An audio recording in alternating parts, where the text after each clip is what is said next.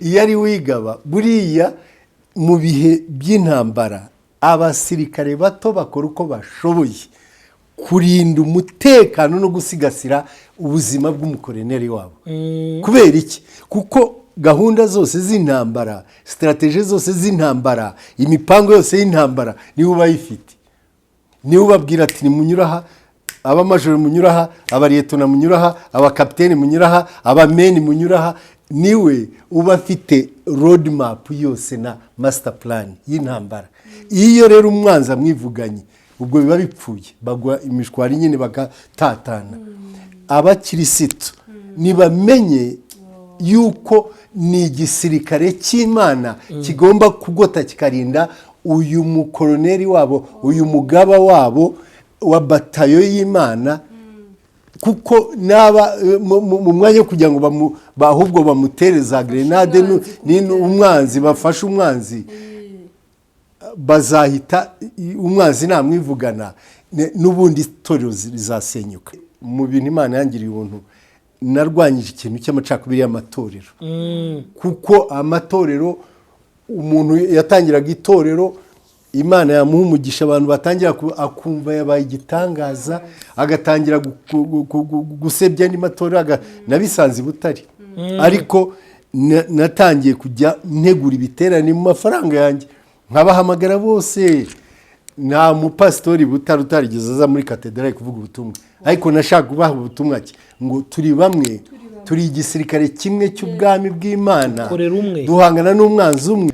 Imana yambwiye ngo yaba warubizi ngo uri hagati mu rugamba rurigata ubusa, nudahaguruka ngo wambare umwambaro.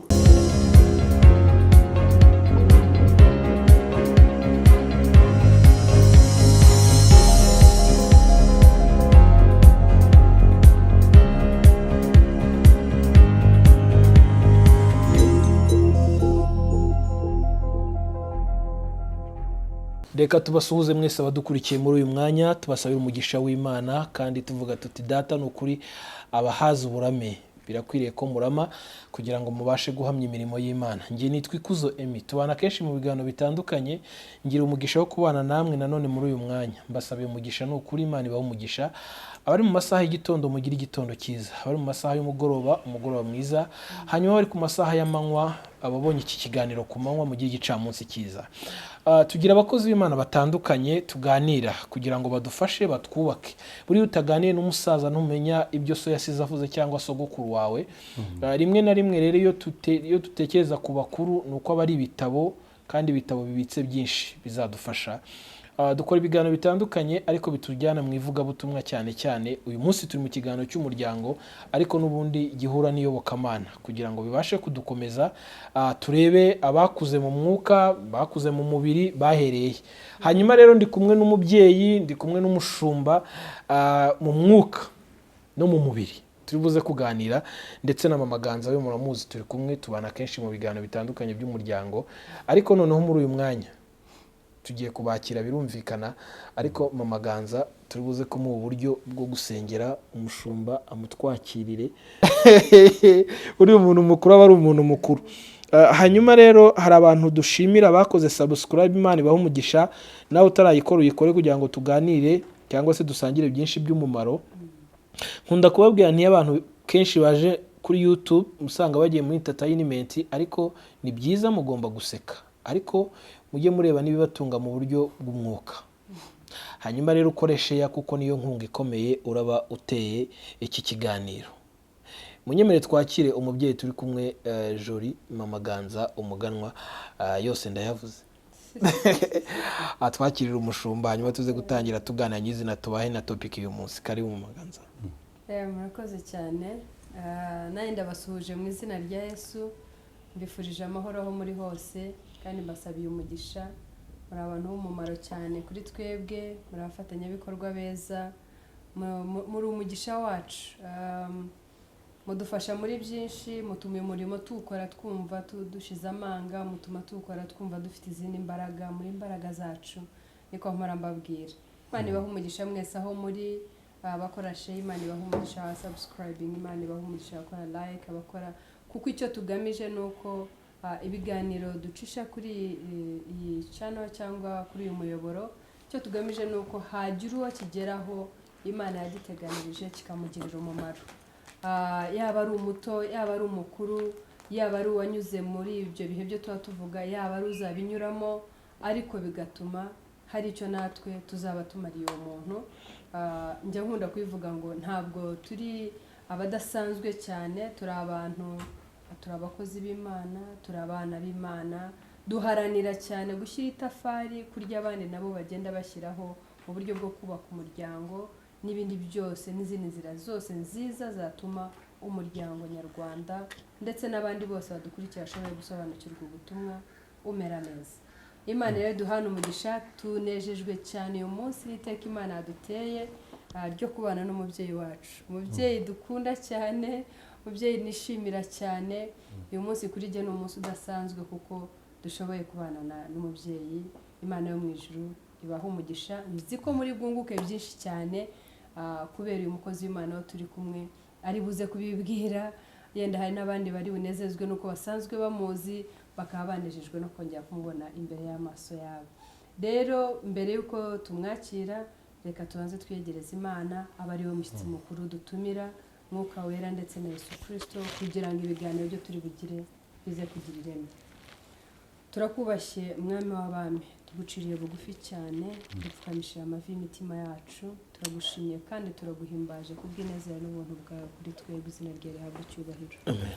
Tugushimiye ko uyu munsi wawuremye ukawutugenera kugira ngo tunezererwemo. Turagushimye ko Mwami ibyo wateganije byose tuzacamo byiza by'uyu munsi turimo tubibonesha amaso yacu ahabwe icyubahiro. Tugushimiye ko turi imbere y'amaso yawe, tugushimiye ko twongeye kuboneka imbere y'ubwoko bwawe. Mwami turaguha icyubahiro cyane, umuteguro wawe ni mwiza cyane kandi turawishimiye, uhabwe icyubahiro.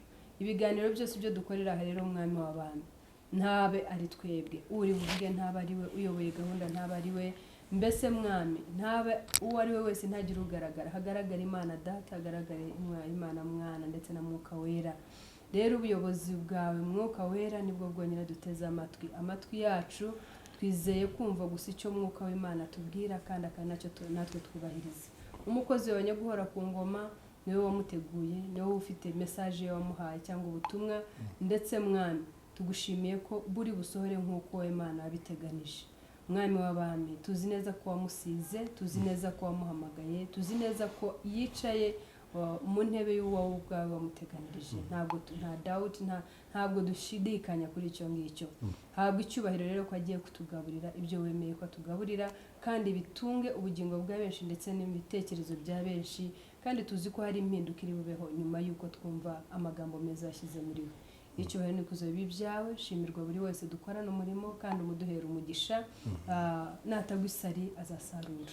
Komeza kutubera Imana, natwe twebwe ko mu izina rya Yesu. Amen. Wow. Rero Dadi turabakiriye cyane, tunejejwe no kubana namwe uyu munsi, tudatindiye abantu nzi ko hari amatsiko menshi bafite. Turabasabye ngo mubasuhuze, mubibwire, bamenye umubyeyi tugiye kuganira nawe kuri babandi batabazi, ariko ababazi nabo banezezwe no kubana namwe muri iki gitaramo. Imana ibahumugishe. Karibu. Akoze mukobwa Jere wanjye nkunda kandi nagize akanya gato ko kurera, ariko tukaba n'inshuti zikomeye muri Kristo Yesu. Amen. Umuntu agira abana ariko no mu bana hakabamo inshuti. Niko nabibonye ko twahuje mu mwuka kandi nsangwa ndi n'umubyeyi wawe mu maraso. Imana ihabwe icyubahiro. Amen. Uko dufatanyije urugendo rwo kujya mu ijuru, ntako bisa. Amen. Ntako bisa kugira uwawe ukunda, inshuti, umuvandimwe, ariko mukamufatanyije n'urugendo rw'ubugingo budashira.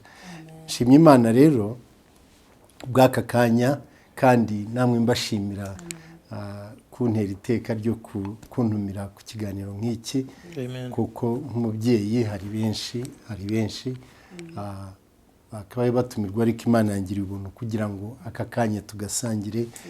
Nabatindiye, nitwa Nasani Gasatura, nkaba ndi umushumba mu itorero Anglikani cyangwa musenyeri. Nkaba maze amezi make ncyuye igihe cy'itegeko ry'umurimo w'Imana muri diyosezi ya Butare, aho namaze imyaka 13 ndi umwepiskopi.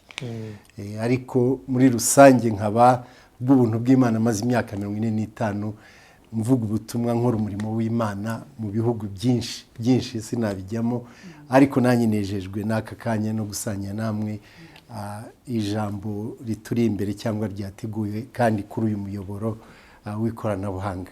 Murakoze. Amen. Barakoze Mama Ganza, ndamushimiye ko twakira umubyeyi, naho nanjye bampaye ikaze. Mushumba, tugiriye umugisha wo kubana namwe muri iki kiganiro cy'uyu munsi, mukurikije cyangwa se dukurikije ibihe muduhaye, mwakozemo umurimo utoroshye. Ndibuze kugira amatsiko y'ikibazo cya mbere cyo kwibaza ngo mwakijijwe ryari, ubwo ngo mwakiriye agakiza ryari?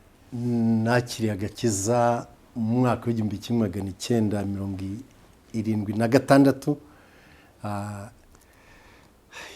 tariki 18 z'ukwa 12. Ni itariki urazibuka Mushumba?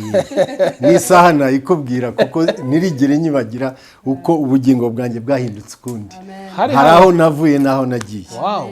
Yes. Hari habaye iki cyatumye ufata umwanzuro wo gukiza? Hari igiterane kwa mukuru wanjye, ariko ni birebire ntabwo umwanya watwemera, hari mbi binyuremo, ariko muri make nakuriye mu rugo rw'abarokore. Ni kuvuga ngo bari abakristo, ariko mama we yari umurokore w'intangarugero.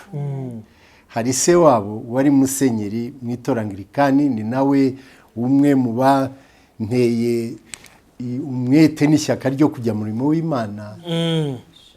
Yari umwe mu bazanye n'abazungu bazanye ubutumwa i Gahini igihe habaga ububyutse mu mwaka w'1935 gutyo.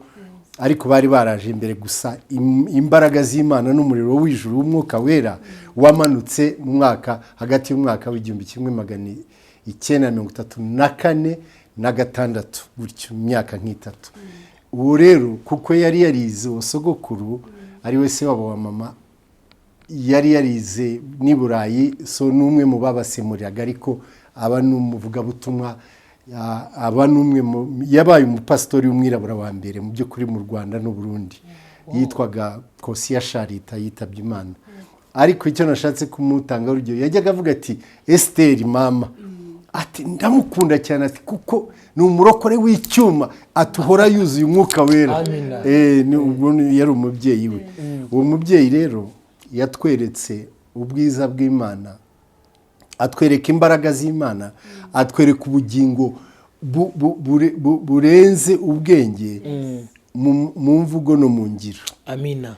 Utinye umubyeyi kurera umwana n'umunyafu mukubita kumva ni umurokore, ahubwo ni wowe rwaserera, nuko nabigereranye.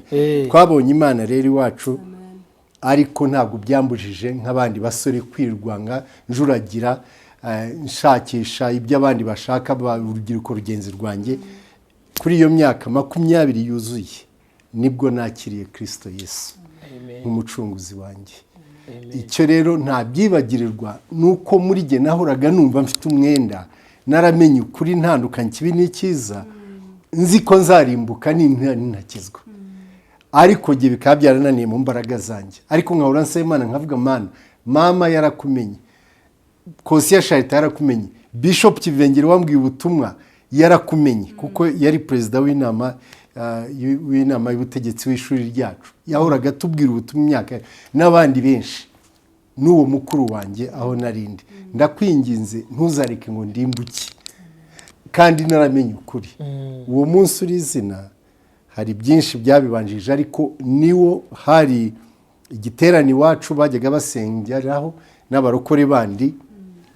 Nibwo hari indirimbo mukuru wanjye yajyaga aririmba, yari umupiloti, ariko ari umurokore, yagera mu kirere akarema indirimbo mu Mwami Imana ndakuririmbira. Noneho iyo mbonye ibyo waremye n'ibiganza byawe, ntangazwa n'imbaraga zawe.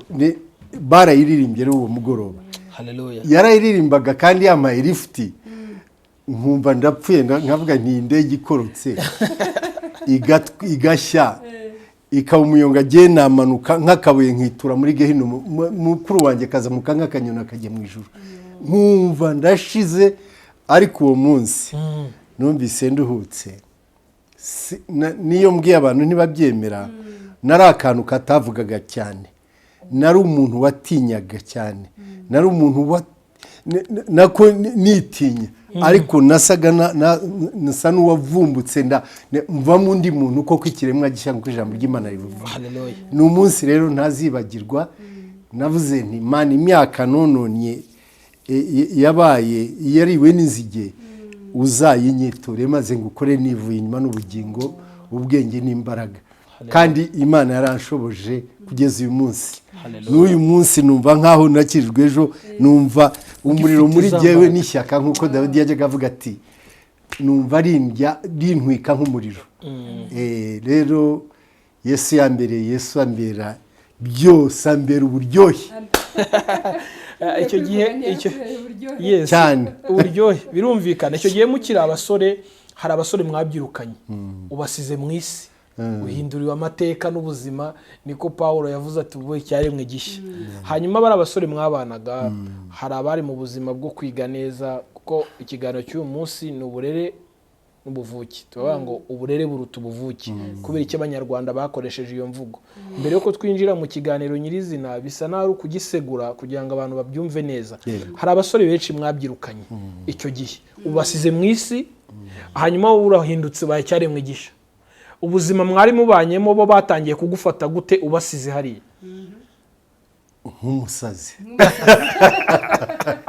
nk'umusazi nyine, kandi nariwe buriya n'umuntu ntakabitindemwo. iyo uhindutse ukaba icyaremwe gishya, umutima wawe ugahinduka, ibitekerezo bigahinduka, imyumvire igahinduka, n'umubiri ukanga ukazinuka ibyo wakundaga. ubaye undi musazi ariko usobanutse, w'ubugingo bushya, w'umusaraba. none se Pawulo uragira ngo ababanye nawe bumvaga zikiriho? rero gusa umuntu uw'intwari aremera bakamwita ibyo bashaka byose.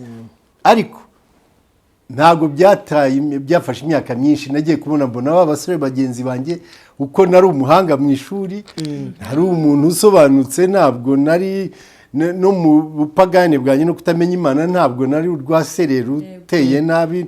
Imana yari yarangiriye neza nyine ubwo burere, mfite ingeso nziza. abana b'abaporoso bafite uburyo, bize imirimo, baca bugufi. nari akana gasobanutse ku bw'ubuntu bw'Imana, kwa kuntu Imana itegura umuntu nk'uko yateguye Yeremiya akiri mu nda ya nyina na ba Yesaya n'abandi. rero kuko abagenzi banjye baranyubahaga, abenshi bagiye bankurikira, abenshi nagiye mbageza kuri Yesu. rwose ndabyibuka imyaka uko yagiye yicuma, ihindi abantu benshi bagenzi banjye bagiye bakizwa, bambwira bati twakubonye ibi, twakubonye ibi. mbishimira Imana kuba narabereye imbuto. Amen. Hallelujah. kuko nari niyemeje nta gusubira inyuma, kandi icyo niyemeje ni uko nanjye nteye nkijyamo. songera ngo babona determination, bavuga bati uyu muntu ashobora kuba yarakurikiye ibikwiye. inzira nzima. tukiri aho, turajya dufata mu buryo buri spirituel, tuze no mu buzima busanzwe. Rega biragendana kugira ngo, kuko buryo umuryango uteguwe neza n'itorero riba rizima, kubera ko bavuye mu muryango umeze neza. tugira ibibazo kugera uyu munsi n'ubundi by'abantu bagiye barerwa nabi muri education y'umwuka, bagera no mu itorero bakabivanga, ugasanga ibyo biri guteza ibibazo mu isi muri iki gihe. hanyuma aha turi buze ku mibereho yanyu muri nk'abasore. icyo gihe hari abigaga, abandi ntibige kubera ubuzima bubi, kandi mwe mwari mu buzima butandukanye n'ubw'abandi batize. hanyuma noneho tuze kubihuza nanone no kuba ubwo ni imibereho, umva imibereho y'abariya. hanyuma kandi bakavuga ngo abantu benshi bakunda kuza mu gakiza ngo bari abakene.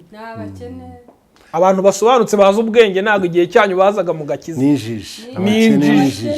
n'injishi cyane cyane n'abagore n'abana.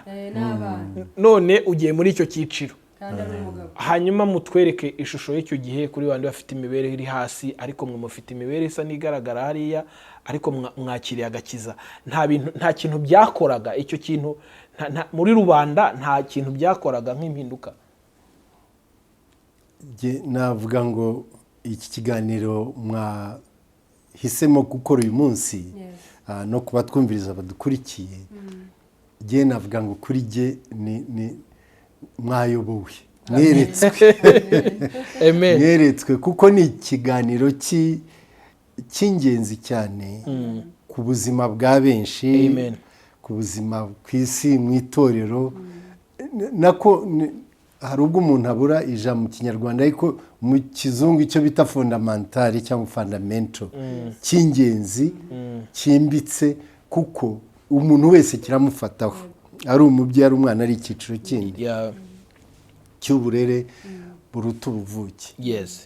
icyo navuga ni icyo ko icyo nari nakomojeho ku ndero twagiriwe ubuntu bwo kurerwa n'ababyeyi bubaha Imana, ariko b'imfura. b'imfura, mama Ganzuyu abaziho kuko ni umwana mutoya ariko azi mama, azi n'abandi bantu b'Imana n'abatekana ba sekuru, bari abantu b'imfura. nk'uko wumva mu kinyarwanda icyo dushyize imbere kugira ngo twongere twubake, dusane, tuvugurure, dushimangire indangagaciro z'igihugu cyacu, kuvuga ukuri cyane cyane abo bizagiraho akamaro n'abantu bato. kumenya icyahetse u Rwanda ni iki, icyatumye u Rwanda ruramba rukava mu myaka ya kera, kuva u Rwanda rubayeho hashize imyaka hafi 1000 irenga. kuki rwabayeho kugeza uyu munsi rukaba rukitwa u Rwanda, rukaba rugifite abantu barutuye bitwa Abanyarwanda? hari impamvu nyinshi, muri izo z'ingenzi ni uko rwagize indangagaciro zihabwa abana, zigahabwa ababyeyi, bakazihabwa n'ababyeyi, kandi bakagerageza kuzinjiza muri bo, zigashora imizi. abo babyeyi, abo bana bakavamo abayobozi, bakavamo intwari mu gihugu, bakamenya gutandukanya ibibi n'ibyiza. ubwo ndabivuga bitari no mu by'uburokore, no mu by'ivugabutumwa, no mu by'ijambo ry'Imana ritarabashyikamo. hari imfura zigatorezwa mu itorero, bakamenya uko batandukanya ibihemu n'ibyiza, bakamenya abantu uko bakura ari b'inyangamugayo, bamenya kuba abadahemuka, bamenya kuba abantu b'intangarugero, bakamenya gutandukanya kirazira n'icyo wakwinjiramo, bakamenya. iyo urebye ijambo ry'Imana mu mategeko ya Mose, nko mu Kuva igice cya 20 cyangwa Gutegeka kwa 2 igice cya 5, aho amategeko yasubiwemo, bivuga ko urumva ntiwice, ntukibe, ntugasambane, ntukagire mugenzi wawe ishyari, ntukafuze umugore wa mugenzi wawe, ibyo siyo mategeko y'ikinyarwanda ya kirazira n'indangagaciro. hari aho bitandukaniye. Besikare ni ukuvuga ko mu Banyarwanda iriya shusho y'Imana, iriya umuntu yaremwemo y'Imana, iyo shusho ni iya kamere, ni y'umutima wayo, ni y'ubuzima bw'Imana bugaragara mu muntu. nubwo rero yapfuye kubera icyaha, ariko hari intuza yasigayemo, hari agasigarizwa, hariho ibisigisigi byiza, hari akariro kasigayemo gahembera, ntabwo kazimye. niho ureba rero iyi mico y'Abanyarwanda, niho ubona indero z'Abanyarwanda, niho ubona gutandukanya, ukareba ubudasa bw'Abanyarwanda, ubona n'ayandi mahanga nabo bafite ibyabo. ariko nashatse kugira ngo mfate akanya gato mbigemo, mwereka ko bamwe mu babyeyi bacu rwose bari abantu bari bafite iyo ndero iwacu nakuze mama ari umurokore, inzu ihora yuguruye, si uko twari dufite byinshi, ariko imitima yari yagutse ku buryo abantu bose basigaga ibintu iwabo n'ubutunzi bakaza iwacu, kuko tugiye ku Esiteri kunywa cyayi yahoraga iri ku mashyiga, tugiye kurya ibyo ku Esiteri avuga neza, aririmba neza. Data nawe akaba umucuruzi, akaba ari umuntu nawe weretswe ikintu cyo kwigisha abana, n'umwe mu babanje kwigisha abana mu mwaka w'1930 n'abe bataravuka yigisha abana ba bene wabo, byari bimurimo. Hari impamvu ziri sindi buzijyemo, hari amateka yabyo, ku buryo iwacu nasanze haza abantu bose b'ingeri zose babaho. Nkibaza se ahandi kongeye ugasanga hari abantu banaka igiciro naka bijyayo, atari abantu twebwe ku kiwacu abantu bose baza bisuka, abamavunja, abakire, abatware, abiza, abatiza, abacuruzi n'abakene. Nuko noneho ubwo bituma umwana nyine bya bindi umwana agwa mwiterura, kandi ngo isuku igira isoko nk'uko abanyarwanda bivuga. Byatumye muri twebwe, muri jye ariko na bene data, ndibaza nta muntu utandukanya n'undi. Umuntu wese twamuhaga agaciro kamwe, umuntu wese uko yabaga ameze. Urabizi ibintu byo kuvangura, uyu ni umuki, uyu ni umuki, iwacu ntibyabagayo. Naje kubibona, mbona iyi ndangagaciro Imana yampaye kuva ku babyeyi arizo zatumye n'umurimo nakoze muri iki gihugu nk'ushobora. Amena.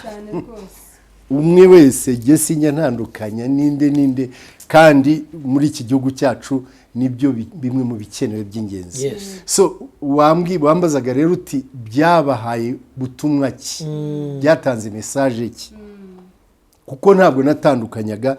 Ndi umwe mu babanje kwigira Makerere mu University y'Ubugande, yari ikomeye cyane igihe kimwe, nta university zindi nyinshi zihari muri aka karere. Umuntu rero ugeze Makerere icyo gihe byabagaho ibintu biteye bidasanzwe. Baduhaga akazi usigaje umwaka umwe kurangiza ntuza lisansi, ko twabaga turi bake cyane. Baguhembaga n'umushahara bitaga bumu mu ntuza uri umunyeshuri. Umuntu rero kuba yarageze aho abantu bose bumvaga batetema bahinda agashitsi, ariko nkaza nkabivangamo, noneho ikirokore kijemo biba amata by'amavuta. N'ubundi nari narabibonye iwacu ko nta muntu warutaga undi muntu wese, yari afite agaciro k'Imana yamuhaye. Rero ndibaza ko ntabwo nigeze mbona iryo tandukaniro, ariko icyo nakoze nababereye umusemburo w'ubwiza bw'Imana n'urukundo rwayo. Amen. Mbona Imana nyagora ku ngoma ihindura benshi, imitima myinshi. Bagenzi banjye ku university benshi bakijijwe, abandi bakijwe nyuma narigendeye, ariko bakanyandikira bati wadukoze wasize imvune, wadusizemo imvune, akantu nkako. Hari rwose ndi mu mahanga abantu bajyaga banyandikira, mbishimira Imana rero ku buryo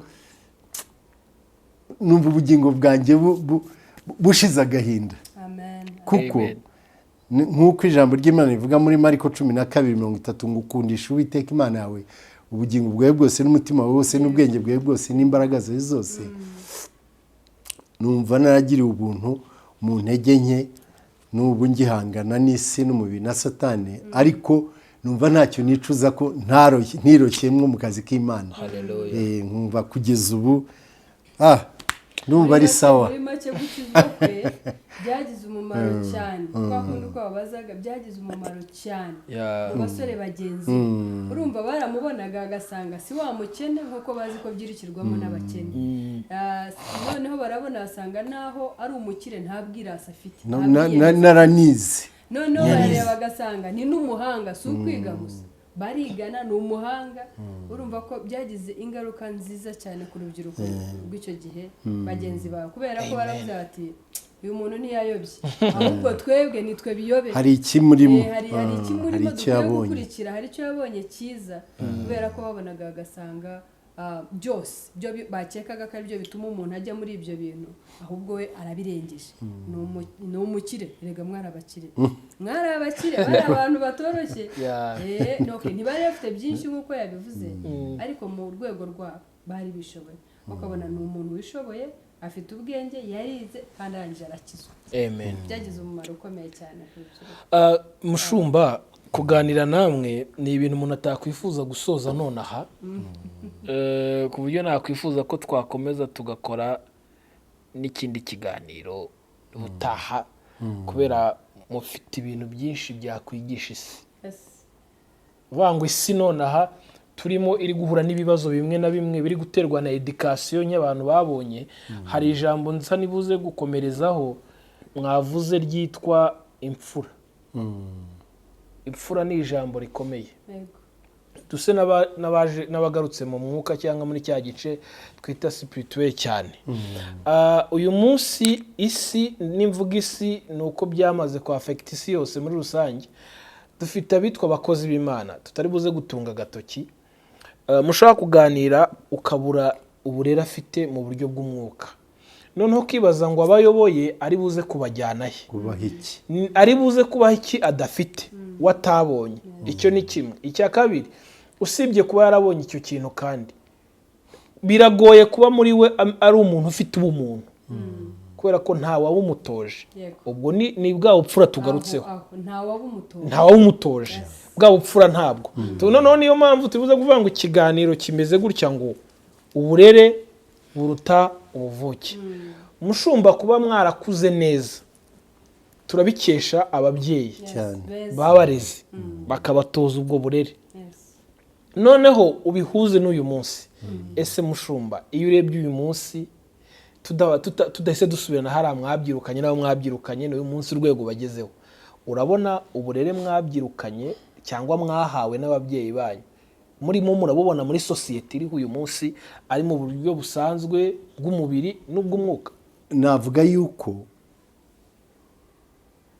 n'ubundi mu murimo Imana yagiye inshoboza gukora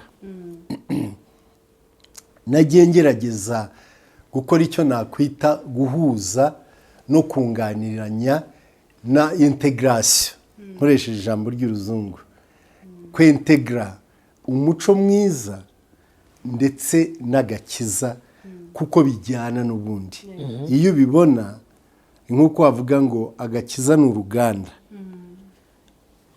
n'umuntu uko ateye ni matière primaire cyangwa raw material ni ibikoresho by'ibanze byo uruganda rw'umwuka wera rugomba gucura rukagenda runoza rutyaza rusukura ariko nyine materials ibikoresho by'ibanze ushyize mu cyuma nizo produit n'ubundi niwo musaruro ubona rero nagerageje nshobojwe n'Imana kujya nigisha atari ijambo ry'Imana gusa ngo bari ryo mperaho ahubwo ukibutsa n'abantu ko indero nziza ari nk'urufatira ari umusingi kandi iyo umuntu arezwe neza cyangwa se akikosora mu bidasa neza no mu mico itari myiza akarera umwana we neza niyo ageze mu gakiza bihita bisa n'ibyoroha genda byibuka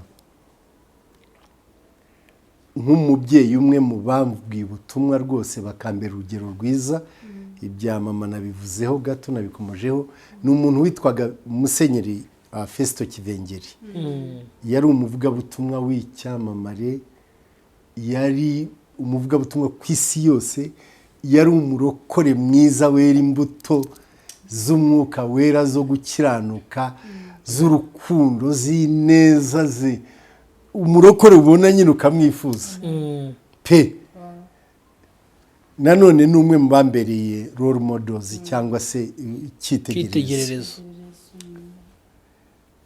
Festo nagiye mbaririza ibye nkora ubushakashatsi nza kumenya ko ise nako sekuru yari umutwari ukomeye mu gace k'iwabo Festo Kivenge niyo yakuriye, akura ari umwana w'ibwami, akura ari umwana w'ubutwara, akura ari afite umurongo ngenderwaho, akura yigishwa uko imfura zigenda, n'umwana w'umutwara uko yifata, n'ibyo avuga n'ibyo akora n'ingero afata gutyo.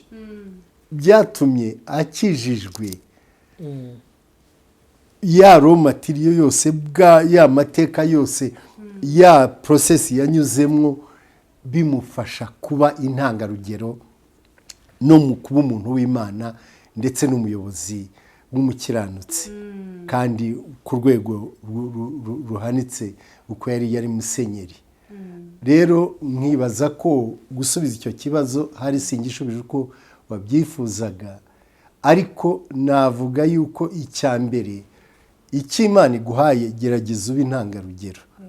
Nicyo nagerageje mu itorero, kwigisha abantu nk'abana banjye, nkabarera, n'abapasitori nkabakwiturira ibyo ngibyo, kandi hari byinshi nagiye mbona bihinduka pe ukabona umupasitori aje gutanga igaburo ryera, mu kwaha kwe hari impumuro mbi. Nkambwira ariko umutambyi uje gutamba igitambo cy'igaburo ryera, ukaba udahumura neza, urumva uriya mukristo wawe we ntazagerageza asa n'uguhunga. Mujye mukaraba neza, mugire isuku, ukubitemo ka parufe, ni 1,000 ube intangarugero. Ubwo nihereraga nabo nkaganira nabo rwose, kuko urumva kuba utazi agaciro kawe kufite. Noneho ngo ubone uriya mukristo wawe ko ari wowe agomba gufataho urugero rwiza. So ibyo nkabijyamo, nabo bari abana banjye, nkabarera rwose, nabonye bigenda bihinduka. Turwanya ubukene, ndabwira pasitori kugera iwe ugasanga inzira irimo umwanda, ntabwo umuntu yabona icyayi, ntabwo umwana afite mituweli, ntabwo umugore afite igikwembe, ntabwo nta rugero watanga. Reka tubigenze dutya, dushake amafaranga, turwanye ubukene tubanjirije iwacu. Urumva ngo isuku igira isoko, tubanze iwacu. Noneho niba baza bati inzu hano cyangwa urugo rw'isuku rw'intangarugero, bavuge kwa pasitori. Urugo rw'ujyamo ugasanga harimo ibiryo bihagije, kwa pasitori. Urugo rw'usanga mu itungo rirwanya bwaki y'abana, ubwo nabigishije gutunga, tugomba gutunga inka, buri mupasitori agomba gutunga inka nibura 2, ushaka n'icumu zitunge, kuba bafite n'ubutaka bazitungire. Ubundi atunga ingurube, ubundi mbakubira mu bimina byo kwizigama no kugurizanya. Hari n'abansabye amagare kuko bajyaga baturuka kure igihe bazaga kuri diyoseze. Genda babwira nti sinshobora kubaha amagare, imodoka zizabasya nk'uko ubona zisya inzoka n'iki. Ntabwo ndasenga Imana mu muzatangire kuri moto, bakumva ndi nk'umusazi. Ariko twarasenze mu myaka 5, hafi 80% bose bari bafite za moto zabo, uko bazikuraga muri arya amafaranga yabizigamye mu nka zabo. Hariya mu majyepfo tufite umuceri mwinshi, benshi nabakanguriye kujya muri izo koperative. Umupasitori akaba akize, akaba ari intangarugero ku musozi, akavuga ubutumwa adasize imiborogo n'uburwayi mu rugo n'ubukene, n'umwana yagiye kwiga. Ntabwo gukizwa ari ururimi gusa cyangwa se umwuka, no, ni ubuzima bwose integrali. Rero ubwo ni ku rwego rw'itorero, ariko no mu muryango wanjye shobojwe n'Imana nagerageje gutanga icyo nyine mfatanyije na mugenzi wanjye, umugore wanjye. Ariko abana ukabarera mu buryo bwose ushoboye, Imana nayo igakora ibyo udashoboye. Kandi nabonye bikora rwose, nabonye byaragize akamaro, nabonye umusaruro warabonetse, nabonye iyo ukoze ibyawe ufite umutima uca bugufi, wubaha Imana, uyumva ukayumvira, Imana ntabwo yabura gukora ibyayo, nitwe tunanirwa. Naho ubundi nk'uko mubivuze, kubera ibihe byahindaguritse mu buryo bw'imitungo n'imibereho n'imibanire, hari byinshi bibuze mu isi. ariko ntitwabura kubivuga kandi ntitwabura guhora tubikangurira abantu tubahwiturira tuti uburere butangira mu rugo kandi umwana ashobora kutakubwira byinshi. Turavuga ababyeyi tugahora mu kuvuga utota abana ubacyaha ubagira umwaga n'ibiki, ariko bijya si byo abana bagenda ku byo ukora. Ibyo ukora n'abazungu baravuga ngo to a child it's more quote than taught. Ngo umwana areba ibyo ukora ntareba ibyo uvuga. Rero ni ugusengera isi. Ukuri ni uko ibihe byahindaguritse, abantu bakorera kure y'imiryango, umugore akaba akorera ikantarange, umugabo akora ikantarange. Dukeneye Imana kugira ngo ubwo burere, ibya kera ni ibya kera, ntabwo babizana ubu nibyo, ahubwo twavuga ngo kuri ubu aho tugeze ibihe ko byahindaguritse, ibintu ko byazambye, abantu ko bashakishiriza kure na shuguri, tubigenze duti kugira ngo dushobojwe n'Imana nk'uko Paul avuga mu Bafilipi 4:13 ngo shobozwa byose na Kristo mpimbaraga. N'uyu munsi iyo Mana nirahinduka, ya yindi ya kera yareza ba kera n'ubu iracyari kumwe nawe yagiye, ariko ni twebwe tugomba kwisaba ikaduha ubwenge na tactique n'uburyo budasanzwe bujyana n'iki gihe. Amen. Bikaba byiza cyane. Yes. Nk'uko bivuga Bishop, biba byiza cyane kandi duhora tubivuga yuko ibikorwa byawe bitanga ubutumwa cyane kurenza ibyo uvuga. Bivuze ngo wa mupasiteri usa neza, umeze neza mu rugo, ncaha nkumva ubuhamya bwe bwiza, bivuze ngo azaza nambwira ati Imana ihindura amateka, nzabyumva ko hari ubuhamya, nzabyakira. Imana ishobora kugukura muri ubu bukene urimo ikakugira icyamamare, nzabyemera kubera ibyo mbona. Ariko nk'uko Emi yigeze kubivuga, kibaye ikibazo cyane kubera ko ibyo tuvuga abakozi b'Imana ntawe twatunze urutoki, ariko hanze biragoye cyane kubona umukozi w'Imana ibyo avuga bihura n'ibyo akora. Biragoye. Icyo nicyo kintu cyo Emi yabazaga, kubera ko nkamwe abakozi b'Imana nk'uko muhura na benshi, nk'uko mwagiye mu bisobanuro, ugasanga ibyo avuga n'ibyo akora, uwo ari we n'amagambo y'ibyo abwira umuntu. Ese ubu nzizera gute ko Imana yankura mu bukene? Urimo urambwira wambaye urukweto rucitse, urimo urambwira se wamugana ufite icyo kibazo cy'uko umpumurira nabi, nzemera gute ko Yamana ko kwikora? Aho rero twagira ngo musa nahongera mu bisobanure neza. Ese mubona ko ibyo abashumba abakozi b'Imana babwira abantu bihura n'ibyo ubwabo bari byo? Muri make mwongereho gato, sinzi uwatubwiye ejo bundi mu minsi yashize, umva tuba tuganira n'abantu benshi, avuga ati uyu munsi nkamwe tubafataho icyitegererezo, byanze bikunze nta hantu mwabikwepera. Uyu munsi tubafataho icyitegererezo, n'uwavuga ngo turabizera, nubwo avuga ngo kwizera umuntu biragoye, ariko tuvuze ngo turabizera mujye mubyemera. Kubera iki? Turimo turabona fact, ibyo mwagiye muvuga mwagiye mubikora, hari fact. Ariko uyu munsi dufite ikibazo kigoye, abenshi bariho uyu munsi ntawe turi butunga urutoki, ariko turimo turafasha isi. Mushumba rwose munyumve neza, turimo turafasha isi. Mu rwego rwo gufasha isi rero, kugira ngo na wa wundi ubikora avuga atari kuri mushumba namwumvirije, aka kantu avuze niko mushumba mubyeyi wacu barimo baratwikoreza imitwaro bo batajya bikorera. Aricyo kibazo gikomeye. Niho uri busanga abakristo benshi bafite ibikomere, barahunze insengero, umusobanuro cya 10 ntiyumva ibyo ari byo, kubera ko babona ukimwaka bisa n'uwikubira. Kandi nawe siwe yafashe uburere butuzuye, tutaza kuva mu murongo wacu. Yafashe uburere butuzuye, abitwara gutyo, abitanga gutyo. Turakora iki mushumba? Ntitukirengagize yuko aba bashumba baba kozi b'Imana, aba bapastori, aba basenyeri, n'abana b'abantu nkawe n'undi, bafite rwose aho bava n'aho bagarukira, batarenga aho ngaho. Bari muri ya ntambara nk'uko Bibiliya ivuga ngo y'ibyaha n'isi na Satani, hasi y'ibendera ya Kristo, kandi tugashobozwa n'Imana na Kristo duha imbaraga.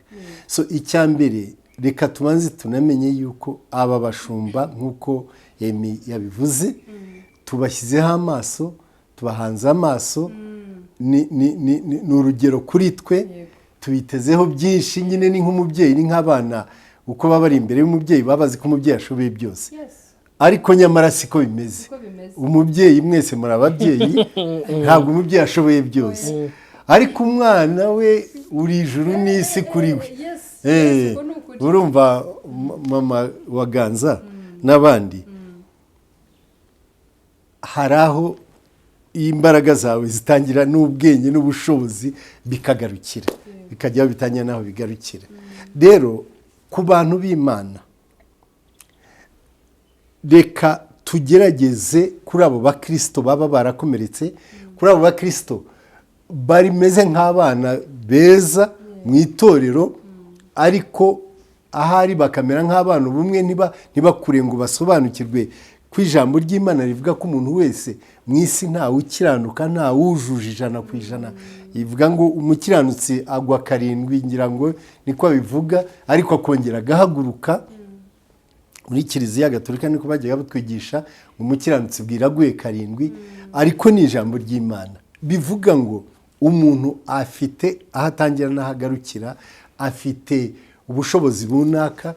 Muri make rero ijambo ry'Imana rikavuga ngo uko bukeye uko bwije, Paulo niko adukangurira, reka tujye turushiriza kugenda duhinduka uko bukeye uko bwije, tugana ku rugero rwa Kristo Yesu, turabagirana nkawe, dushaka kugira ngo tuzake nk'inyenyeri nkawe, dushaka kugira ngo tuzagere kuri uriya rwego. Niko ijambo ry'Imana ribivuga. Rero abo bana b'Imana, jyewe icyambere nabakangura kumenya ngo bari abakozi b'Imana nabo ni abantu, nabo bafite aho bavuye, bafite ibyo batabonye, ibyo batigeze bubakwamo, n'indangagaciro zitigeze zubakwamo, nabo ubwo batanga ibyo bafite. Kandi n'abana b'abantu, amaguru 2, umutwe umwe, udutwi 2, amaboko 2, agatwe kamwe, ubwonko bumwe, nta kindi babarusha uretse ubuntu bw'Imana bwo kwambikwa cya gishura na ya kanzu y'ubwiza bw'Imana n'ubutambyi bw'Imana. So bakamenya ngo icyo batababonyemo nibakure, bazamuke nabo bave ku rwego bajya ku rundi, nk'uko Paulo atubwira, kugeza igihe tuzajya ku rwego noneho bakure ibindi babisaba Imana. Imana aba ariyo ibaha iby'abapasitori, iby'abo bashumba, iby'abo bakozi b'Imana bananiwe kubaha, kuko bazananirwa pe. Ni urugamba kugira ngo uheke abana b'abantu. Umwe wese aba afite ubukene bw'undi, aba afite ikibazo cy'undi, aba afite umusaraba w'undi, aba afite iby'urugo rw'undi, aba afite ubukene bw'undi, aba afite, kandi bakaza kwa pasitori mu itorero kugira ngo bikemuke. Hariho rero n'ababikoraho bagakosa, bakareba bagatumbira pasitori, bakaba bazi ko kwa pasitori niho itangiro n'iherezo, niho gisubizo kuri buri kibazo, niwe mbere n'inyuma, niwe Alpha na Omega. Hari abateye batyo, narabyiboneye mu murimo w'Imana pe. Ntibazamuke ngo barase bajye ku rundi rwego rwo kwirebera Yesu direct. Pasitori abe umubyeyi, ariko utasubiza byose, kuko ntabwo ari byose muri byose nk'Imana. So jye nakangura abana b'Imana bakure nabo, bamenye ngo aba bateye nkabo, ntacyo babarusha uretse ubuntu bw'Imana n'iyo nshingano Imana yabahaye, bakaza bakemera uwo murimo, bakumva, bakumvira, noneho bakemera uwo musaraba. Gukorera Imana ni umusaraba. Uba wikorera ibibazo bya bose, ibyawe byo urabyibagirwa. Ntabwo rero abantu b'Imana tubatera amacumu n'imijugujugu, ariko nyamara batanga ibyo bashoboye. Rero ahubwo njya mbigeranya n'igisirikare. Iyo koroneri ari we ugaba ntuza batayo, iyo ari wikomanda, iyo ari wigaba, buriya mu bihe by'intambara abasirikare bato bakora uko bashoboye kurinda umutekano no gusigasira ubuzima bw'umukoroneri wabo. Kubera iki? Kuko gahunda zose z'intambara, sitarateji zose z'intambara, imipango yose y'intambara niwe ubayifite, niwe ubabwira ati nimunyura aha, abamajoro munyura aha, abariyetona munyura aha, abakapiteni munyura aha, abameni munyura aha. Niwe uba afite road map yose na master plan y'intambara. Iyo rero umwanzi amwivuganye, ubwo biba bipfuye, bagwa imishwari nyine bagatatana. Abakirisitu nibamenye yuko ni igisirikare cy'Imana kigomba kugota kikarinda uyu mukoroneri wabo, uyu mugaba wabo wa batayo y'Imana, kuko naba mu mwanya wo kugira ngo ahubwo bamutereza grenade umwanzi, bafashe umwanzi, bazahita umwanzi namwivugana n'ubundi itorero rizasenyuka. Ariko uyu akeneye burya imbaraga z'amasengesho yabo n'urukundo rwabo no kumwitaho kwabo, burya kurushana no kumushakamo ibiri negatife n'ibitagenda n'ibitameze neza. Ni kimwe navuga. Icya kabiri ndangirizaho arondogoye nuko abantu b'Imana, abakozi b'Imana jye banyemereye twajya noneho Imana uko igenda idohora na COVID-19 mu izina rya Yesu igenda igabanuka, nuko dukwiye kujya tujya amasemineri, yewe no kuri ntuzi umuyoboro nk'uyu nguyu, tukigisha abakozi b'Imana. Hari ab'Imana yagiriye ubuntu, tukaba tumaze gucyura igihe, tumazemo imyaka, hari ako twaba dufite k'inararibonye nabo kabafasha. Abakozi b'Imana tubakangurire, tubahugure, tubatyaze, kuko ntuza mu migani 27:17 avuga ngo nk'uko icyuma gityaza ikindi n'umuntu atyaza mugenzi we. Nk'uko ubona umupangu utyaza ku ibuye. Turabikeneye. Hariho abinjiye mu murimo batazi ibyo ari byo, batarimbitse, hari n'ababigiyemo bashaka imibereho, nabyo birahari. Nyamara ntugire umuntu wese wambaye ikirezi ngo niko yahamagawe n'Imana. Aho ngaho mu nyigisho niho umuntu ashobora gusobanukirwa ati nta wabeshya Imana, nta watekinika Imana, reka mbivemo mbishingukemo hakiri kare, cyangwa ndabibonye reka nkomeze nshakishe ku maso y'Imana uko bukeye kubwira, kuko n'uyu munsi ndakiga ibya Yesu, ni kure, ni ikiyaga, nta wigera ayica iyo nyanja.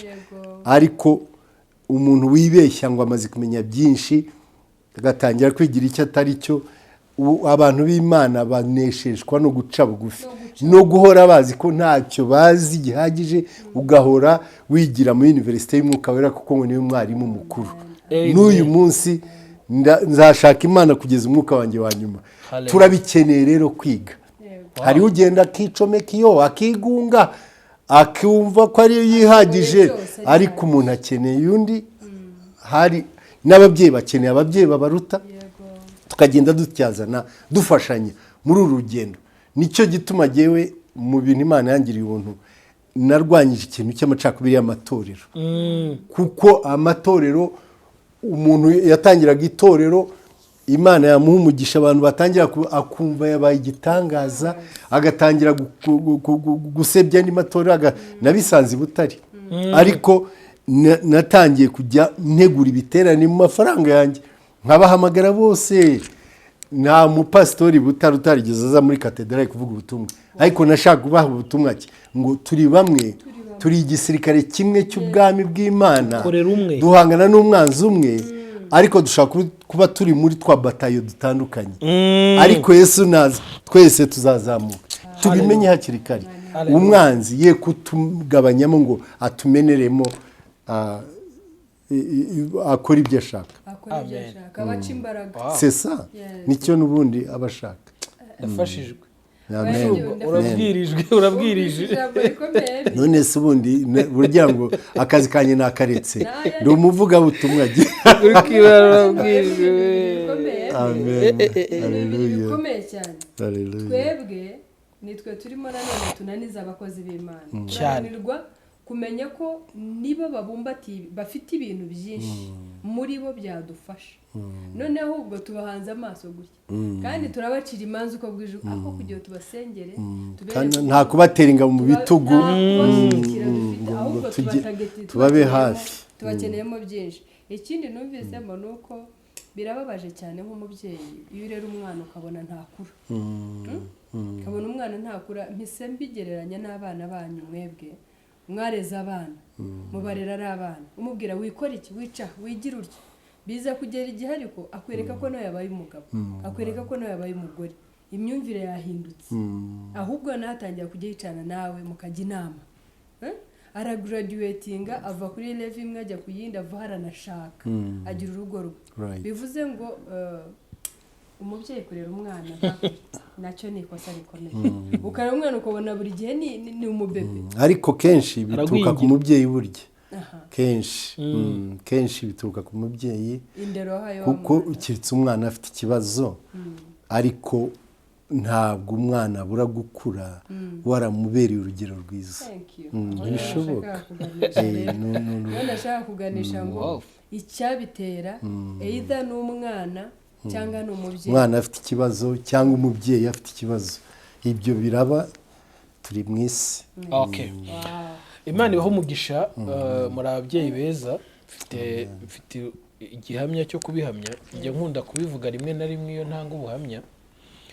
Imana ni umubyeyi kandi kweri irarera. Njya vuga nti igikomeye nagize nuko ntarezwe n'ababyeyi kuko byaramvunnye. Ariko uyu munsi iyo nicanye n'umwana warezwe n'ababyeyi hari utuntu mukuraho turicara nkamuganiriza nkamubwira ntimbwira either mwarasangiraga se mama papa yafataga umwanya mukicarana mukaganira hari ibyo yakwigishaga yabimbwira ngiye nkibuka ko nabyivumburiye igituma mbimubaza ni ukugira ngo mbihuze n'ibyo nzi numve ko ndi mu murongo wa nyawo. Rimwe na rimwe tugahura n'abana batubwira ko ibyo batabizi kandi bafite ababyeyi bombi. Hari umwana twaganiye ejo wenda nawe ashobora kuba ari kuri iki kiganiro ni mukuru arakora muri banka arambwira ati ikibazo twagize mu rugo papa yakunze abantu na mama bazana abana benshi mu rugo badufata twese kimwe baturera mu rugo kimwe uwo bazaniye umwenda bakazana n'undi twese bakatuzanira hamwe ntibigeze barobanura abana ikintu cyiza pe nakunze. Ariko ikintu cyaje kungora muri byo cyambere gikomere ni uko b'abana bo ubwabo hafi ya bose batigeze badukunda njye na musaza wanjye badufataga nk'abana bo mu urwo rugo bakagira ngo hari ukuntu batwihengekana bigatuma batwe twiyumvamo. Ibibazo byose ni biba muri sosiyete kandi bikagongana. Turi buze kugana ku musozo uyu munsi gusa muri iki kiganiro kuko n'ubutaha tuzagaruka n'ikindi. Reka tugire duke tugarukamo hano mushumba. Mugize famiye mugize n'itorero mugomba kwita ku itorero nanone mugomba no kwita no ku muryango. Ibi bintu mwabihuzaga gute kugira ngo kandi muze kubibaransinga hatabayemo kugira uruhande rumwe mubogamira? Ntabwo byari byoroshye kuko nk'uko nyine nari nabivuze nsubiye inyuma gato kuri icyo cy'umurimo w'ubushumba kuko ngiye Butare mu myaka nakoreye Imana nababwiraga iyo 45 ndibaza yuko iyi 13 hafi niyo yambereye umusozi ukomeye niyo yambereye ikibazo Rutayisire ujya koresheje mu imbatura mugabo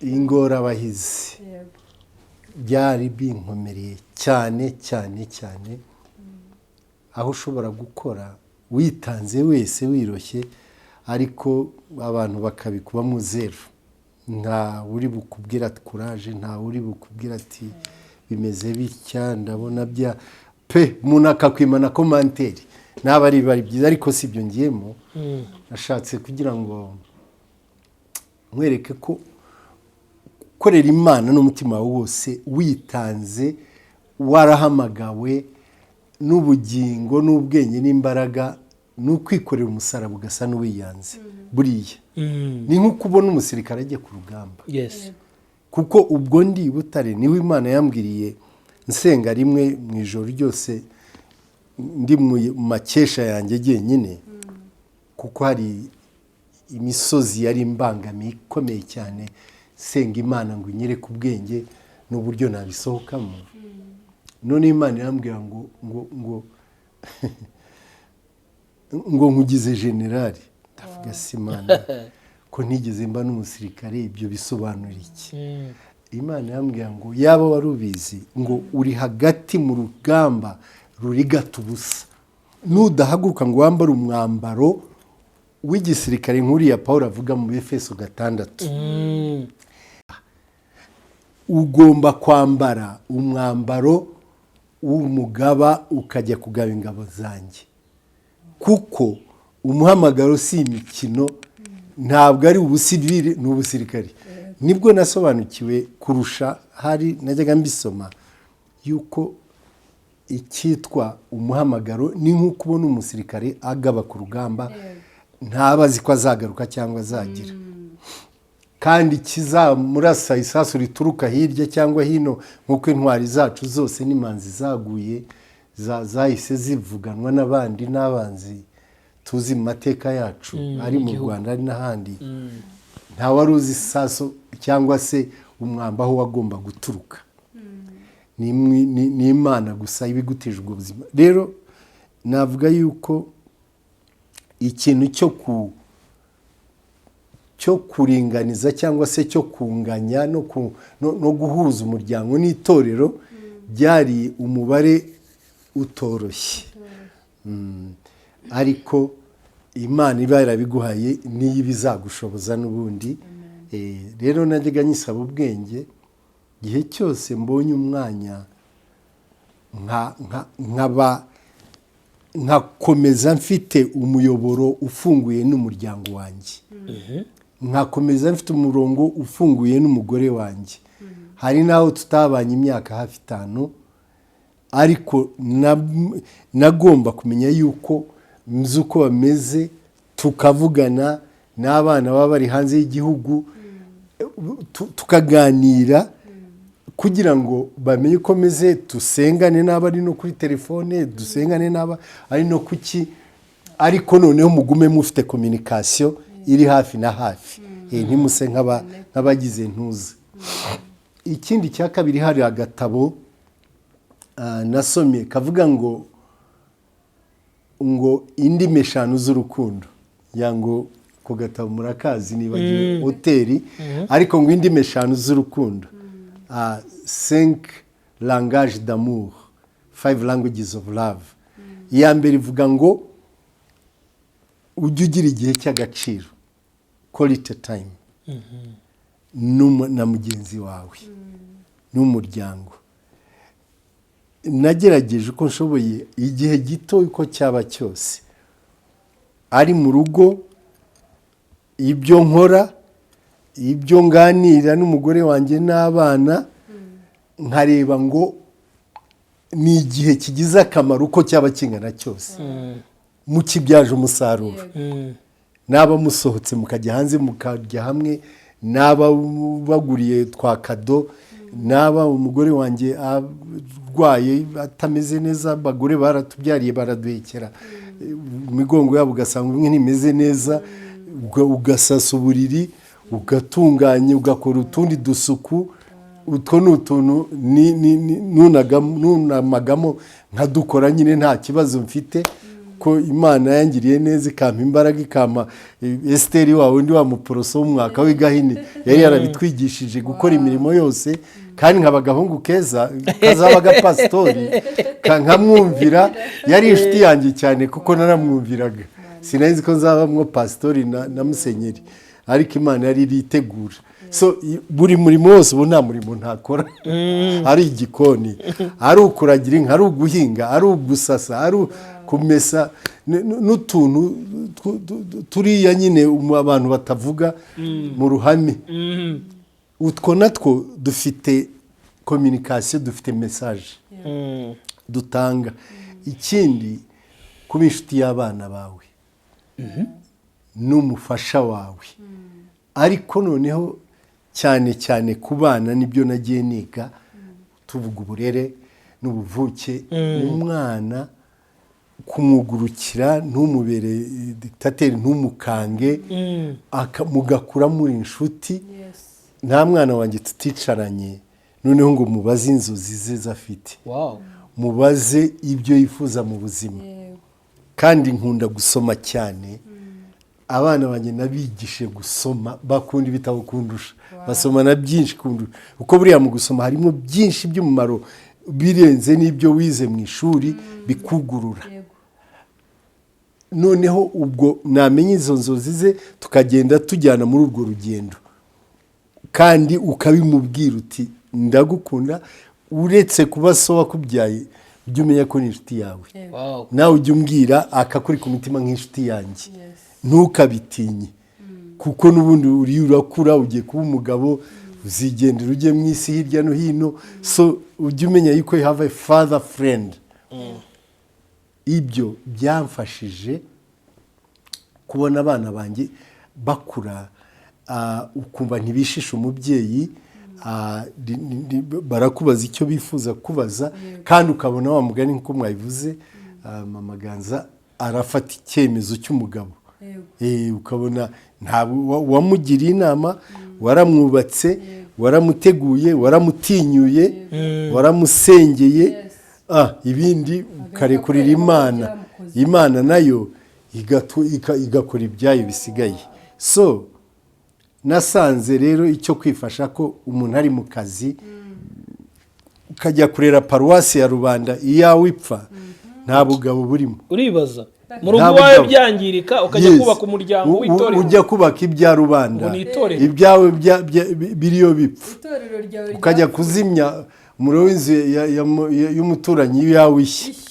So rero ndumva Imana yaduhamagaye nuko izi ko yadupanze, iratwubaka, idushyiramo ubushobozi, kandi ariyo izadushoboza kugira ngo dukore iyo mirimo yose. Amen. None se perezida wacu ko ategeka igihugu n'isi na Afurika n'ahandi, ntafite umuryango mwiza n'abandi, ariko bikenera kubipanga, ukaba intentional, ukabyiyemeza, ukabigambirira, gushyiramo investment of time and love and all the other required resources. Utabishyizemo imbaraga n'imigambi ntabwo byikora. So ndibaza yuko dushojwe n'Imana, Imana irashaka ko umuryango w'umutambyi ari ube intangarugero rwose, n'abandi bakawureberaho. Aho utari rero n'ibyo udashoboye, Imana irabishobora. Gusa ni uguhora uzi ngo Mana dore nkoze ibi ngibi, nta bindi nshoboye, ariko nkwizeye ko uzakora ibirushirije kuba byiza n'ibihebuje, kuko uri Imana usumba byose, ugamba byose. Oya byose ni ngombwa rwose, kandi Imana irabishoboye. So uko kwizera k'umutambyi, ko hari ibyo ushoboye n'ibyo udashoboye, ariko n'ibyo udashoboye ube ikirago cy'Imana. Yesu ajya kugendaho nk'indogobe ye, umenye ngo hari ibyo udashoboye byinshi, ariko Imana izabyo, kandi yihesha icyubahiro mu muryango wawe. Mbega kubera iki igomba kunyikoreza umusaraba w'ibutare n'ahandi, iyo ntindwaneho? Ninde se bizakoza isoni? Cyewe ndi umuntu uraho gusa, ivu mu ivu, gitaka mu gitaka, umuntu unanirwa, ariko Imana ikwizera ikakwambika iryo kamba ry'ubutambyi n'igikomangoma, ikaguha ubutwari, ngo genda utware butare. Nyamara ishoboye byinshi ibyo udashoboye. Niyo ugomba guhoza imbere, ikaba inkingi imwikorezi y'ubugingo bwawe n'urugo rwawe n'umurimo wawe n'ibindi bikurenze.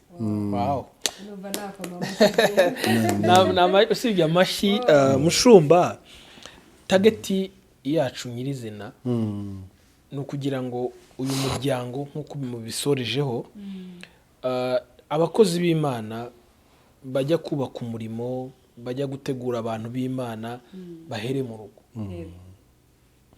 Uriya mwana wagiriwe umugisha wo kuganira na papa akamugira inshuti, hari ikintu kigeze kiba mu matwi y'abantu ngo abapasiteri bakunda kubyara abana bananirana. Nyeko ibyo mwabyumvishe. abana turabizi turabibonye. abana bari kunywa ibimogi bari kwiyangiriza ni aba bishop ni aba musenyeri ibi bintu mwarabyumvishe ariko ntekereza ko no gusaba Imana muri rya sengesho Mana umuryango wanjye uyu munsi nshinzwe mu rugo nawe kubimburiye ndakwinginze kuko ngiye gutegura na bariya ariko sindi bugende iby'iwanjye bipfa ntekereza ko iyi njyana yaba nziza usabanye n'Imana mu buryo yabikora so reka tuze kugana ku musozo w'ikiganiro cy'uyu munsi twitegura n'ikiganiro cy'ahazaza kuko tuzakomeza hari ikintu mwavuze sa n'ushaka gukomozaho ubona twakoze ku bintu byinshi kandi by'umumaro mu muryango mu mwuka mu mubiri bavuga muti birakwiriye ko habaho semina uyu munsi ntegereza ko muri mu kiruhuko ariko koko ntabwo ari ikiruhuko ni ukugira mubiri ubona umwanya wo kuruhuka ni uguhinduraho gato kuko n'ubu kuva naza se nta cyumweru nta munsi nta mwanya n'ubundi murabona mukomeje gukora mwavuze ikintu gikomeye kinkoraho ubuzima bwose nanyuzemo bwaranyigishije nahoze mvuga nti ningira umugisha nzaganira n'umwe mu bana bawe mubwiye mbwire ku rukundo rwa papa sha tsara ukuntu tutabibonye ukuntu byari bimeze ariko kwa kundi twabonye hari akantu wavuze uti hakwiriye seminari ariko nshatse kurasaho seminari zifite umumaro hari ikintu mwakoraga bitaga kuvuna mavuna mugakora ibiterane mugatumira abantu bakaza nimwo n'abandi bakirizwaga ariko abo bantu bisa naho batigeze wenda babona uburere cyane kubera ko mutari kubahuza bose ariko babashumba bagiye bavuka abapaseri bagiye bavuka tugira umugisha wo kuba muvuga muti tugiye kwicara dutekereze kuri babandi bari inyuma yacu bagiye kurera abantu benshi none bakaba bagiye no kubarerera mu isi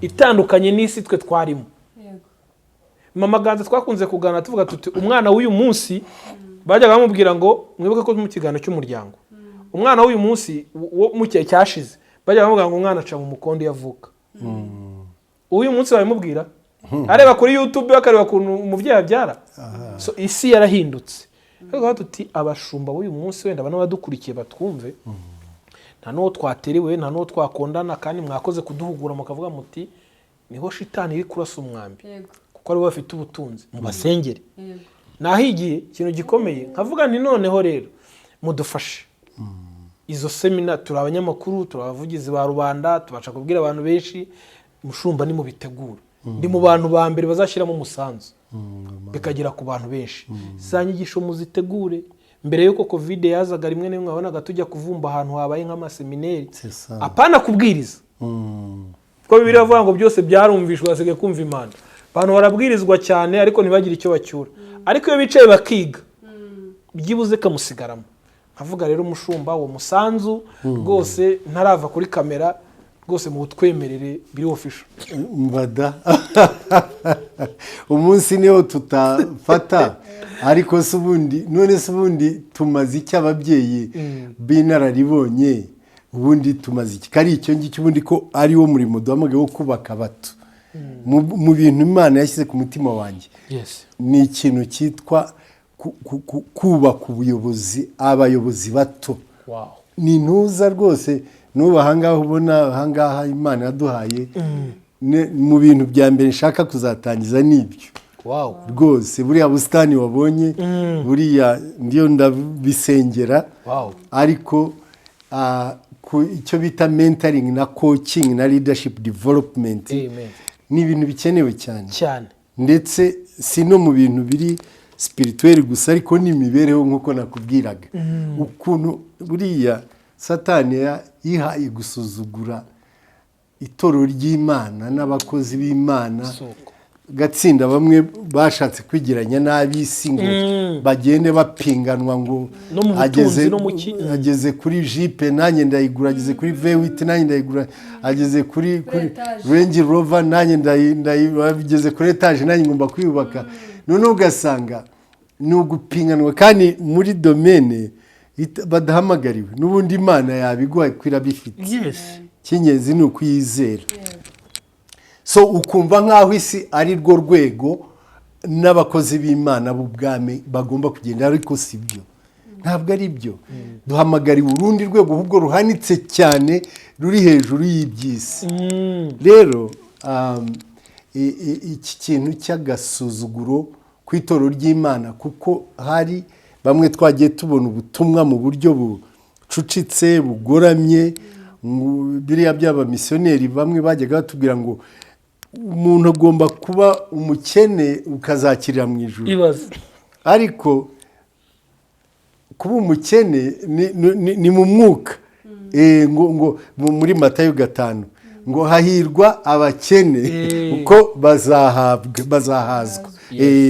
Ariko noneho bakabihindura uko bashaka, bakabihereza insiguro yindi. Ngo ni ugukena. Kera abakateshisite bategekwaga kugenda ku birenge ntiyambara inkweto, kandi ijambo rivuga gukena ngo ni gatera ngoma agomba kugenda ku ntuza ngo yakwambara inkweto ngo yakunze isi. Kandi bo bene data bambaye inkweto. Amafaranga babafashisha arajya ku makonti yo muri Londres na Melbourne, arigisha abana babo mu mashuri meza. Uyu akazahera iyo. Rero maze kwiga teoloji niho nagiye mbona ibintu bimwe bigoretse n'ibirebire. Ariko ubundi iyo bita teoloji y'Abaroma n'Abagiriki, bamaze kwiga teoloji, Abaroma n'Abagiriki bagendaga batandukanya umubiri n'ubugingo cyangwa n'umwuka. Noneho bakavuga ngo ufite iby'umubiri ni bipagane, bizarimbuka, bizabora, bizashira, ibyo bikwe. Noneho bakagenda mu cyuka.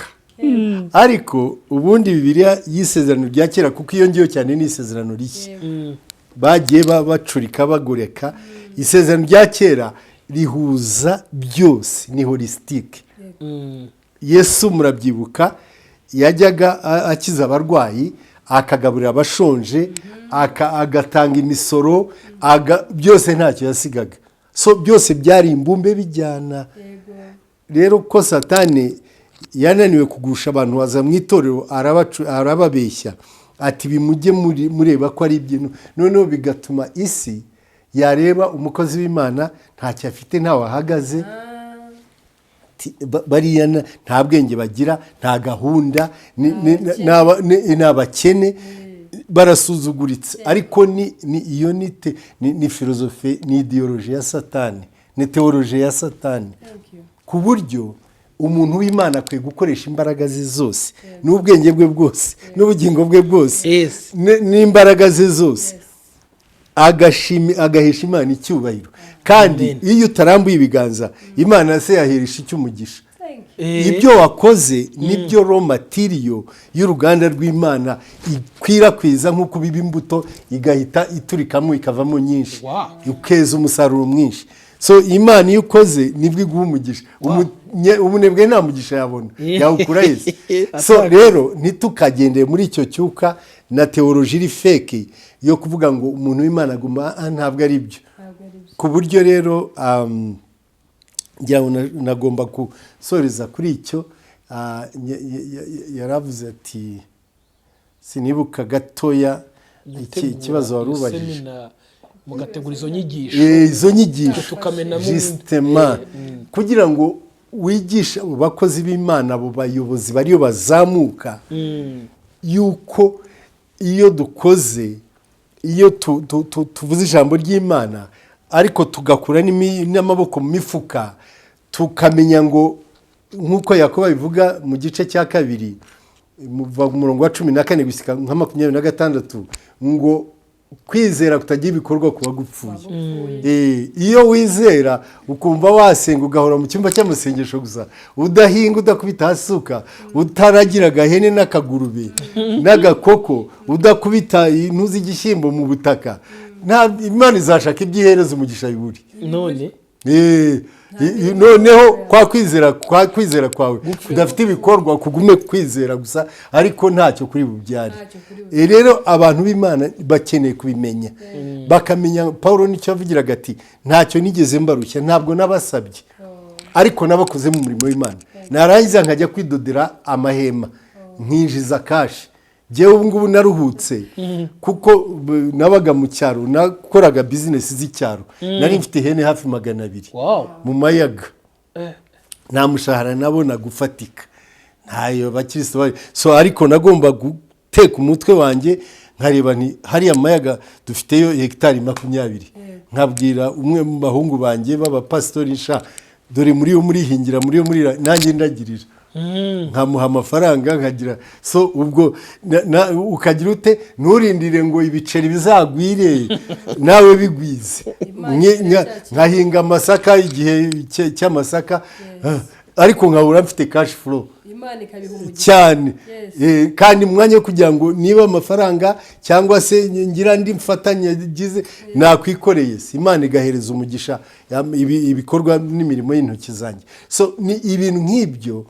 ni ibintu bigomba kwigishwa n'ijambo ry'Imana rikabirya mbere no gukora bikajyana n'ijambo ry'Imana no kwizera no kurera abana bawe ntujye kwifasha ko Imana yaduhaye amasaha 24 biva ukuntu bipanze ku buryo iyo upanze ibintu neza ugakora ibyo ushoboye ibindi ukabiha Imana irabihezagira ikabiha umugisha rero muri ibyo uti mbemerere rwose ndahari Imana ikinshoboje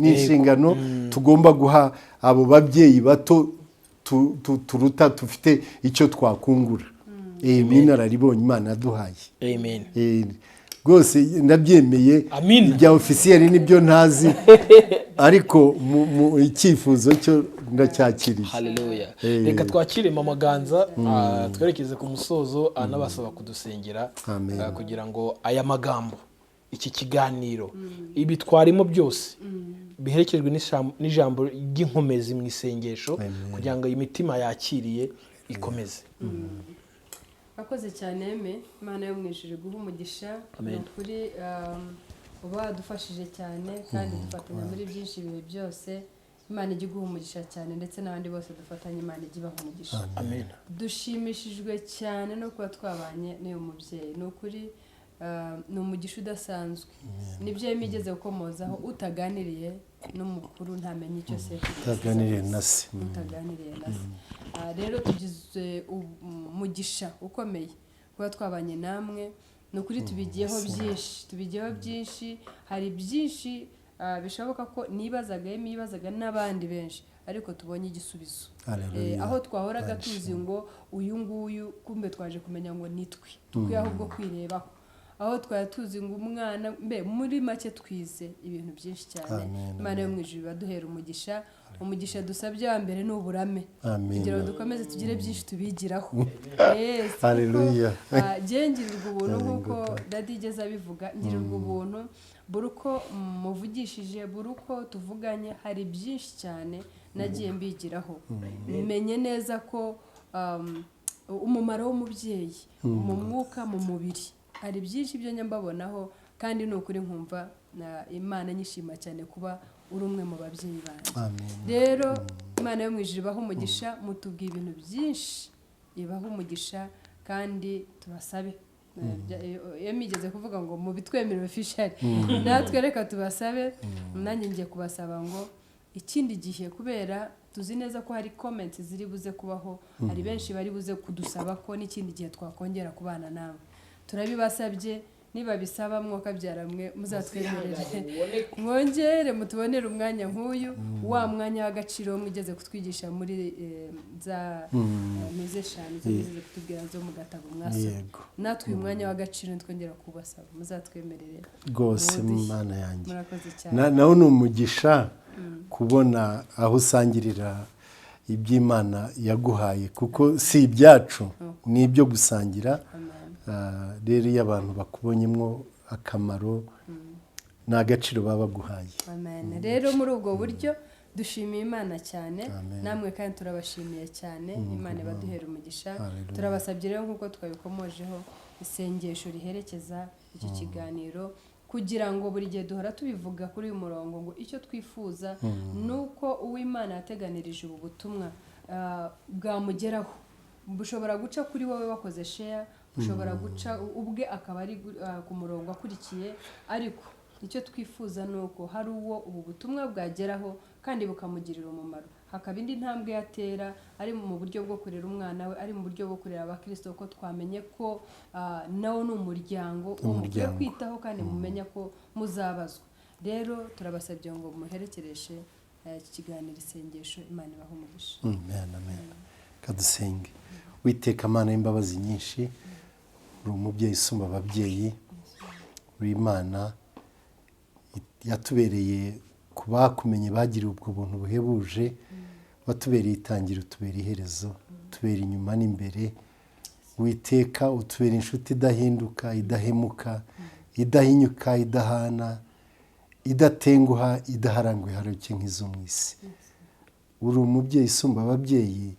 Iyo tuvuze ku burere buruta ubuvuke, nta mubyeyi nta murezi ukuruta Mana. Ni wowe ntangarugero, ni we mubyeyi rukumbi, ni we mubyeyi uri hejuru y'abandi, ni we mubyeyi utanga ubwenge. Umwana w'umuntu niyo yabyara bangana iki, niyo yangana iki mu myaka, yanyura mu inararibonye ringana iki atakwigerageraho, niwe byose muri byose, nyagora ku ngoma. Ubu igisubizo kuri buri kibazo, ku bihe nk'ibi ngibi tunyuramo by'impinduka nyinshi, by'ikoranabuhanga ryinshi, bya mudasobwa. Mwami, aho isi yose yahise ijya mu kiganza kimwe, ikaba nko mu gakombe kamwe, Mwami Mana ni we wenyine ushobora kwihereza umurongo ngenderwaho, umurongo usobanutse. Ni we wenyine ushobora kurera ibibondo byacu, nyagora ku ngoma, aho tuba tutari turi muri shuguri, turi hirya no hino. Mwami, abana nk'uko ijambo ryawe ribivuga, mu minsi y'iherezo y'imperuka hazaba ubwenge bwinshi n'ubumenyi bwinshi n'ibyaha byinshi. Mwami Imana, dutangiye kubibona, dutangiye kubona Uwiteka ibyo bimenyetso koko bigaragara. Hari byinshi bitangiye kubyerekana no kubigaragaza. Mana y'imbabazi nyinshi, aho abana birwa baganira na bagenzi babo, ntituzi ibyo baganira, ntituzi ibyo bakura mu ngo zitandukanye, ntituzi ibiri mu mitwe yabo n'imitima yabo ndetse n'ingengabitekerezo zitandukanye. Ariko Uwiteka, ijambo rye rivuga muri Matayo 19 mu murongo wa 26 ngo ibidashobokera umwana w'umuntu bidashobokana mba ku Mana ni nk'ubufindo. Mariko 9:23 nayo ikavuga ngo uvuze ngo ntibishoboka, ngo ibidashobokera umwana w'umuntu ku Mana byose birashoboka. Mana, ayo magambo yonyine ubwayo twayakongera kuyakwibutsa ko n'ayawe, tukavuga ngo utabare imiryango, utabare ababyeyi, utabare itorero, utabare isi yacu, utabare u Rwanda mu izina rya Yesu. Utabare Mana, wowe mubyeyi usumba ababyeyi, wowe murezi usumba abarezi, kandi ngunyura mu nzira z'amayobera ugakora ibitangaza. Aho uzanyuze ubwo bwenge n'ubumenyi, ubushobozi n'ububasha, Mwami ni wowe ubizi. Turakwinginze, turagutakambiye kandi turabikuragisha, kuko nitwishoboye abatambyi b'Imana ntitubishoboye byose. Mwami, n'imiryango yacu iratunanira, nkanswe itorero rigari, umuryango mugari, niwe tubiragije erega niwe waduhamagaye. Kandi ijambo rye rivuga, umwe yaravuze ngo ntabwo wahamagaye abashoboye, ahubwo ngo washoboje abo wahamagaye. Mana, kandi Paulo yaravuze ngo shobozwa byose na Kristo imbaraga. Uwiteka, shoboza abana bawe, shoboza ababyeyi Mwami, na cyane bakwizeye bakakugira uwa mbere. We tudashoboye, shoboza abatambyi n'abakozi bawe Mwami mu itorero ryawe, kandi nabo batahamagawe reka bakanguke bave muri ibyo bitotsi by'ubuyobe, babishingukemo, babirekere abo wahamagaye, uko niba uzashoboza. Ushimwe uhabwe icyubahiro Mwami ku bw'iki kiganiro. Niwe tukiragije, Mwuka Wera ugisukeho amavuta aturuka mu ijuru, ukikoreshe mu mitima ya benshi, mu gihugu cyacu, mu turere hirya no hino. Uhereze Emi umugisha Mwami, ukomeze kumukoresha. Nawe ni ikibondo cyawe kandi wirereye, kandi azarera benshi, kandi yatangiye kurera benshi. Ushimirwe Mama Ganza Jore, umuganwa mwami uko wamuhaye umubaduko w'uyu muhamagaro nawe ukomeze gushimangira witeka umwambika amavuta mashya uko bukeye ko bwije. Twese nicyo twisabiye, nicyo dusabiye abakozi bawe, kandi amahoro yawe ari utwo umuntu wese yakwibwira akomeze kugota umwe wese kuri iki kiganiro n'abatwumviriza n'abadukurikiye bose. Amahoro yawe adashira atubere inkingi mwikoreza imwamba.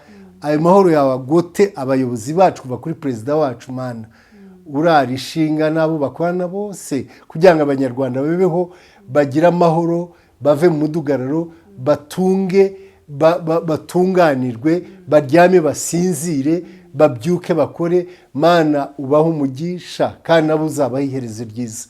Nicyo tubasengera. Na cyane perezida wacu w'iki gihugu witeka wo wahaye umutima wa kibyeyi udasanzwe n'ubupfura, kandi umugisha w'Imana data wa twese ishobora byose, Imana data, Imana umwana, Imana umwuka wera bikomeze kubana na twese, ntibituveho, ntibive ku gihugu cyacu, itorero ryawe n'imiryango yacu, uturere tubazwemo utubiyaga bigari n'iburasirazuba, umugabane wa Afurika ndetse n'isi yose, none n'iteka ryose, mu izina ry'Imana data wa twese n'umwana umwuka wera. Amen.